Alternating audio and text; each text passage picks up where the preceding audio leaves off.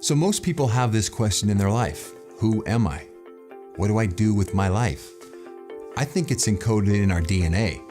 That question is supposed to be asked at some point in everyone's life. You're supposed to come to a point where it's a crossroads in your life. You think, who am I? What is this about? What's the meaning of life? Those are big questions, and I think most people answer them themselves in certain ways, but ultimately there's a bigger answer, I feel. There's an answer that's right there encoded in the question, who am I? And I'm going to get to that in a few minutes, but I want you to think about it as we roll through this little video and talk about you, and talk about what drives you, what inspires you, what takes you on this journey of your life, and what are the lessons you're supposed to learn. I think everything happens for a reason. There are no accidents. Things just don't show up in your life by accident. I truly believe that. And my life has been a testament to that. My stories in my life, I've written them in a book called the Now-ist, and it's hopefully going to teach people how to focus more consistently on the present moment, how to live their life focused on what they want instead of what they don't want in that moment, in the many moments of your life and of your day and of your hours and even of your minutes. It sounds like a lot to take in, but ultimately those questions will be answered by you, because I believe they're supposed to be answered by you. If you're looking outside of yourself for answers, if you're looking from some guru or some other teachings, really ultimately it comes back to your life and what you're going to do. The question, who am I, is a very important question to ask yourself. But the code is written in the word. Who am I? It says in Exodus that the name of God is I am. God told Moses that his name was I am that I am. When you say, who am I? What's that spelled backwards? I am. Who am I? I am. The name of God is I am. I know it's a lot to take in, and you're probably thinking to myself, I'm not God. But when you say I am that I am, what are you saying? I am sick? Most of the days people say, I am sick, I am tired, I am poor, I am lonely, I am broke, I'm lost, I am out of money, I am out of energy. But when you say that, you realize you're saying the name of God, I am. It was said 2,000, 4,000, 5,000 years ago, however long it was that the Old Testament was written, that I am is the name of God. How do you use your I ams? How do you use them daily? How do you use them weekly? You constantly tell yourself, I am, but you don't know what you're saying. I mean, it's almost worse than saying, a blasphemous word, using God's name, all these inflammatory things that you could say in your life. You don't realize that you say them consistently, even more blasphemous, by saying, I am poor, I am sad, I am lonely, I am lost, I am not good enough. You are. I am. Use your I ams powerfully. Realize when you say who I am, you're answering your own question. I am God. I am that I am. That means I am that I am, meaning I am that person. You are that person. We all have God in us. We're all a spark of God. And if you can take that spark and you can extrapolate on it and expand on it and focus on it in a way that will change your life, it'll change your stars, because the power of your life is written in the word I am. When you get that, when you really get it, you can change your life, because you come from a different place. You come from a place of power, from a place of abundance, from a place of the Creator that created us all. There's a spark of God in all of us. And it is that I am presence that you need to focus on. I am that I am. Who am I? I am. So many people get lost in that huge question. I know it's a massive existential question that most people can't wrap their head around. And some people watching this think, well, it's too simple. I cannot say I am God. Even though it's written in one of the greatest books of all time, perhaps the greatest book of all time, the Bible.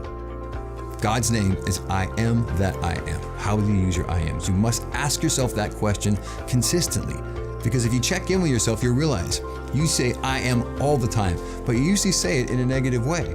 I think if you could walk down the street and there could be like a quotient, like one of those quotation bubbles around someone's head, if you could actually see that, if you could take the veil away of this world, of the thinking mind, and you could just see these little bubbles around people's thoughts, and you could just walk down the street and see what they were thinking, if it just showed up like a comic book, you'd be surprised.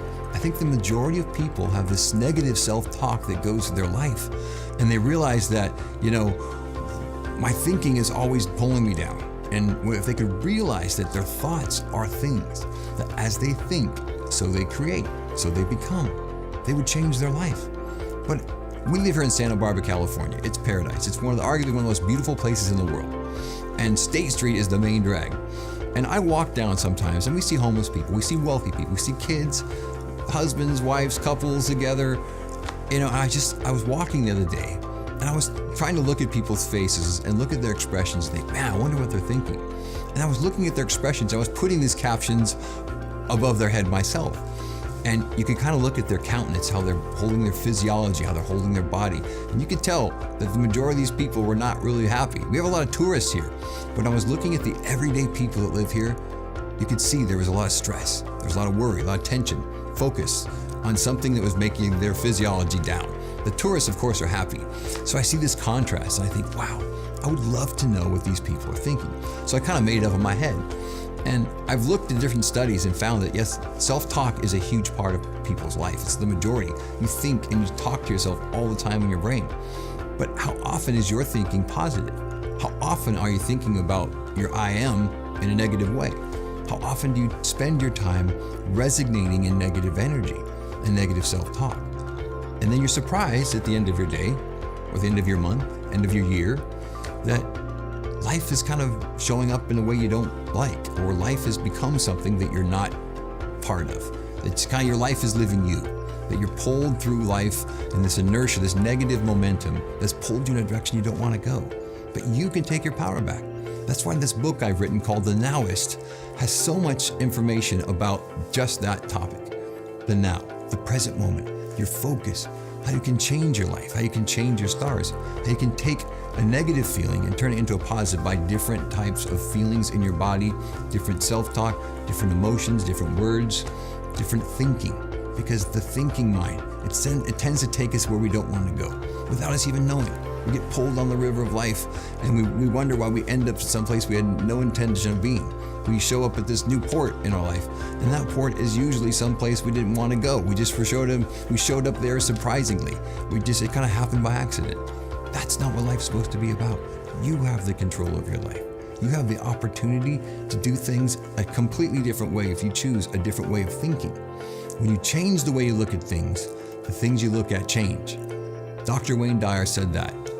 God rest his soul, he passed away a few years ago. But that has always stuck with me. When you change the way you look at things, the things you look at change. That was probably his epitaph on his stone when he passed, because that was his message. And he wrote 41 books, but that was his message that I think he left this planet with. That changing the way you look at things can change your life. And when you change your self-talk, you're changing the way you look at things. You're internalizing it in a different way. That can change your life. Then each thought will stack on the next thought, will change your momentum. Eventually your life will take you in a place you want to go. You'll dock in a port that's happy, a place that takes you to your ultimate destiny, which is finding the question, who am I? And then answering that question with I am. Who am I? Backwards is I am. The answer is in the question. It seems so simple, but think about it. How does it relate to your life? The answer is coded in who am I? Who am I? Spelled backwards is I am. Who am I? I am. The answer is in the question. That's why I feel like it's been coded in us, in our DNA, in our life, to answer that question at some point. You're going to ask that question and you're going to be at a low spot. You might be at a high spot. You realize that the question gets answered many times in our life.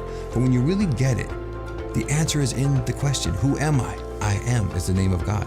So for me, when I stumbled across that answer, when it revealed itself to me, I realized that I was I am. That I am I am.